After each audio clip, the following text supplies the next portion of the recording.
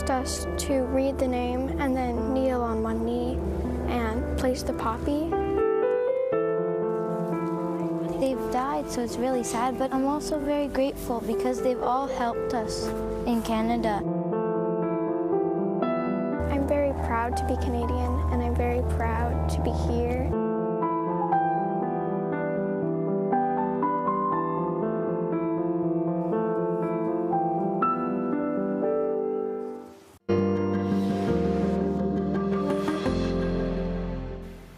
Hello, I'm Farah Nasser, and thank you for joining us. Canadian veterans have been laid to rest in more than 8,000 cemeteries across our country, some with thousands of headstones and others with just a handful. But each year, more and more of those men and women are being remembered, thanks to a Canadian foundation working to ensure that their remarkable stories are passed on to today's young people. It really, really makes them think differently than they have in a classroom with just receiving statistics and, sort of stories of the past. They actually stand there, they're with a serving military member, they see him salute, they look at that headstone, they realize now that this person is just like they were. That's Maureen Bianchini-Purvis. She's the founder of No Stone Left Alone. When she was just 12 years old, she made a promise to her mother, a proud World War II veteran, that she would never forget her on Armistice Day. Every year, she would lay a poppy on her headstone at Edmonton's Beachmount Cemetery. In 2011, she went even further, engaging students to lay poppies on more than 4,000 headstones in that same field of honor. And when other communities heard they wanted to honor their veterans too, thousands of students from coast to coast to coast now hold ceremonies and will honor nearly 70,000 veterans this year. Our first story comes to us from Charlottetown, Prince Edward Island, where a day of remembrance was almost lost in the wake of post-tropical storm Fiona. As Shelley Steeves reports, it was made possible thanks to the valiant efforts of dedicated cleanup crews. It was a day of heartfelt remembrance and honor that almost didn't happen. With the damage and the carnage all over Queens County, I wasn't sure what I was going to find when I come out here. It's been nearly 2 months since post-tropical storm Fiona left a wake of destruction in Prince Edward Island. And with the cleanup still clearly underway, Eric Goodwin feared it would not be safe to hold the annual No Stone Left Alone ceremony in this Charlottetown cemetery. Well, we were without power for 10 days. The first time you would come in here after the storm, you wouldn't be able to drive these roads in here. They're all blocked with trees across them. So it was not accessible at all. Fallen trees and broken branches littered the landscape of the Sherwood Cemetery. Goodwin and cemetery staff were determined to ensure Canadian veterans were not overlooked amid the debris, so the cleanup ensued. Making it accessible and safe to be in. And for that, if without that, we wouldn't be here. You're grateful it was able to happen? Yeah. On a gloomy, rainy Tuesday this week, nearly 200 grade 5 students opened their hearts to veterans lying in rest in a community that just a few weeks ago was a disaster zone. Luckily, it was cleaned up enough that we could attend. On bent knees, they laid poppies at the base of graves, making quiet one-on-one connections with fallen soldiers. I think it's just really important because these people sacrificed themselves for our lives. And it kind of allows them to understand what the act of remembrance is and how important that is. Even a fierce storm like Fiona could not dampen the dedication of these students. For some of these kids, this is a really emotional thing. It's really moving. Given a clear path to honor those who served their country and gave the ultimate sacrifice. I knew this was going to happen. And if it didn't, I'd still remember. Shelley Steeves, Global News, Charlottetown, PEI. The reach of No Stone Left Alone would be impossible without the help of volunteer organizers. It's a massive undertaking, but that hasn't stopped one Saskatchewan man from getting involved in more than a dozen ceremonies. Global's Ashwarya Dudha introduces us to one veteran who's left his mark on the prairies. We were the first ship to fly a sports flag in a war zone. Just one of a career filled with memories. It was July 21st, 2002. On a stifling evening aboard the HMCS Algonquin, a football flag was flown on an active Canadian warship for the first time, one familiar to all in Saskatchewan. It was the Saskatchewan Rough Riders flag flew for 92 minutes in the Gulf of Oman. It was one of the highlights of Saskatoon-raised John Wilkinson's military career, which took him from Afghanistan to the Gulf of Oman to Germany and around the world, first by sea as a radar plotter, then on land during the Cold War. Ahead of this year's No Stone Left Alone event in Saskatchewan, Wilkinson reflected on those times, sharing stories, like one in Haiti, when he was out with fellow soldiers searching for a stolen rifle, and then stumbled across an armed group of people. We just took our back to back and hoped they didn't come at us and we didn't go at them. No, they just sort of let us pass and we let them pass. His memories and remembering continue to drive Wilkinson. He retired in Moose Jaw and says he jumped at the chance to stay connected to the military and coordinate No Stone Left Alone in his home province. He's now helped grow the organization to 13 communities in Saskatchewan. I felt bad because they died trying to fight for our freedom, and the fact that they died, it made me feel bad. That mark our place and in the sky. Young students from across the city came to Regina Cemetery Monday, laying poppies and reflecting on the sacrifices made by those buried there. Normansbury, we will remember you. Wilkinson says watching more poppies laid each year reminds him why he started this in the first place. You sit there and you're almost like, ooh, that's hard to, you almost want to cry. Yet, more memories in a life filled with remarkable ones. Aishwarya Duda, Global News.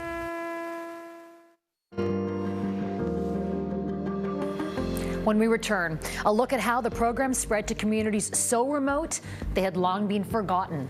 Stay with us.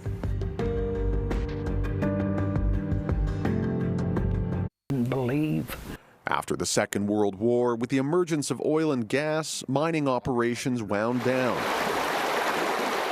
Flooding washed out the railroad, and in 1950 the town was deserted. Homes and businesses were literally moved from their foundations to other communities. Others were flattened. To this day, the only visible evidence there even was a town is the cemetery. We kind of forgot that it was there after we left the coal mines. In the mid-90s, the cemetery was in jeopardy of being lost entirely. In 1997, a group including Mary Lee and other former residents went to Mountain Park to clean up the overgrown site. As we cleaned it out, we were surprised what was there. Surprised by the sheer number of graves, about a third being war veterans. The soldiers and their sacrifices were officially recognized. Over the years, Mary Lee would return to help with maintenance, but time catches up with everyone.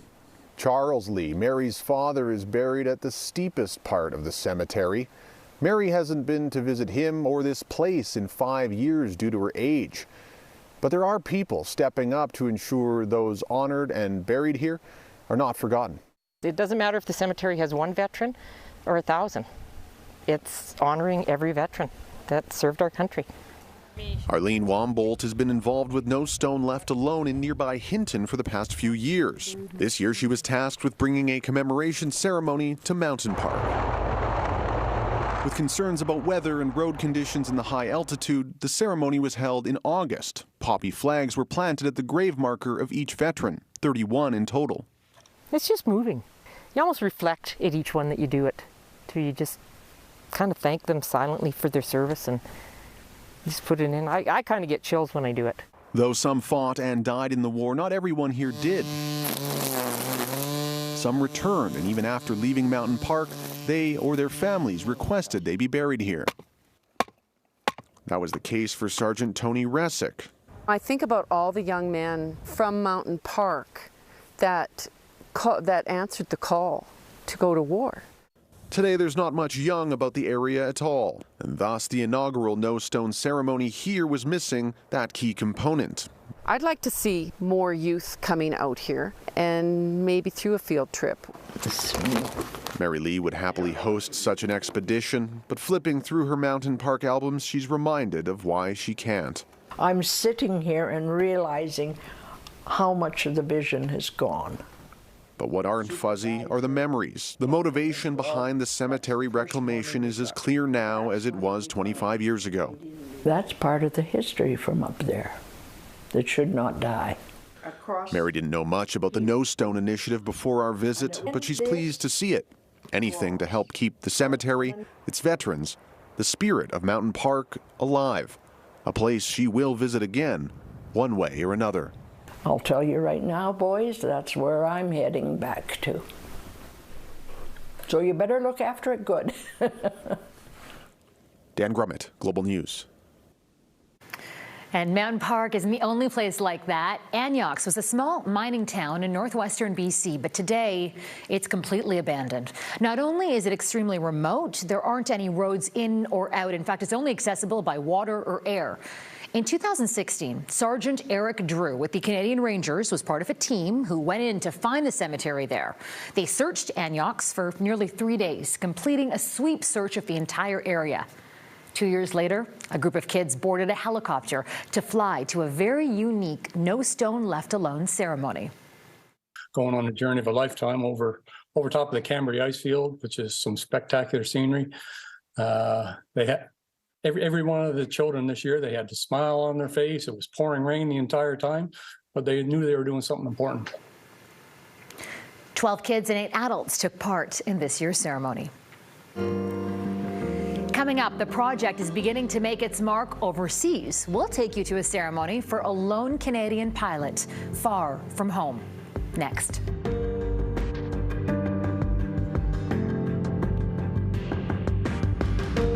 Next, we head overseas to Europe, where a small village in northern France held its first No Stone Left Alone event earlier this month. They honored Canadian Sergeant William Donald Pagan, and in attendance, a man who was there when the sergeant was laid to rest 80 years ago. Europe Bureau Chief Crystal Gamansing has that story. Across Europe, there are Commonwealth soldiers buried in scores of cemeteries, big and small. Here, in a tiny village in northern France, a uniquely Canadian tribute. Martin and Océane, 2 local children, learn about our Remembrance Day traditions. Frederick Russell didn't recite in Flanders Fields, but he did share the story behind Lieutenant Colonel John McCrae's powerful poem. Another story shared with these young people, that of a Canadian pilot who went missing in November 1942 after participating in Operation Rhubarb. Il s'appelle William Donald Pagan. William Donald Pagan. Donald Pagan. Pagan. Voilà. Imparting the stories of fallen Canadian soldiers is the goal of No Stone Left Alone. These French youngsters are the first in this area benefiting from the Alberta initiative. Just as many Canadian children have done, they too placed markers on the grave in tribute. A sign Flight Sergeant William Donald Pagan is not alone. Living in France, the sacrifices that Canadians made is actually very, very concrete and touching. And living in a rural area in Normandy, I drive down the street and I see Canadian flags somewhere, or I go by and I see a cemetery and there's a Canadian inside. Russell hopes to expand the No Stone Left Alone program so French children will understand Canada's contributions. Sergeant Pagan may be a stranger in this beautiful foreign village, but he is remembered. Flowers are regularly placed on his grave. Roland Simon says she does it because if they had a child killed in war, they would be happy if people put flowers on the grave. And then there is Michel Hébert. 80 years ago, he was in this very cemetery the day the Canadian was buried. It kind of hurts my heart, he says, because this young man came to defend us, and there he is. Hébert, along with the young children and local French leaders, all gathered to honor the fallen Canadian. Originaire de Tottenham dans la province de Ontario, Canada, le sergent William Donald Pagan. The deputy mayor's son is also a pilot and served in Afghanistan, and so she has taken a keen interest in Sergeant Pagan. Il avait à peine 20 ans. Mati Maison notes that he was barely 20 and calls what he must have seen unimaginable. The mayor says he was proud when he was asked if Touville-les-Ifs would participate in No Stone Left Alone. Très sympathique et très émouvant pour moi. He called the ceremony very nice and moving. The mayor of Trouville-les-Ifs was very, very adamant at being involved. And I know the way things work around here is that the mayor is going to talk to the mayor in the village beside and say, oh, we had this organized. The hope of a ripple of remembrance by transmitting the story of one fallen Canadian honored in a tiny French village. Crystal Gamansing, Global News, London. Back in Canada, Tanya Margerm is the librarian at Twain Sullivan Elementary School in Houston, BC. Along with taking part in No Stone Left Alone and ceremonies, kids at the school also visit a local seniors' home, hearing stories from the past firsthand. This is the second year Margerm has organized the outing and says it lets kids see the real people behind the stories. If the kids have a chance to hear from the people in their community, they're able to share that and pass it on to their friends, their family, and maybe to their children. And I think those oral stories are so important for us to share. They're the final step in the No Stone Left Alone process. When we return, students reflect on the experience through written word. In No Stone Left Alone, remember, by laying a poppy. But the program doesn't end there. Education is one of the key components, and it's a piece that comes after the poppy that can have the biggest impact. A familiar Remembrance Day lament fills a Vancouver cemetery. Students read familiar words. To you from failing hands we throw, the torch be yours to hold it high. Then something a little less familiar.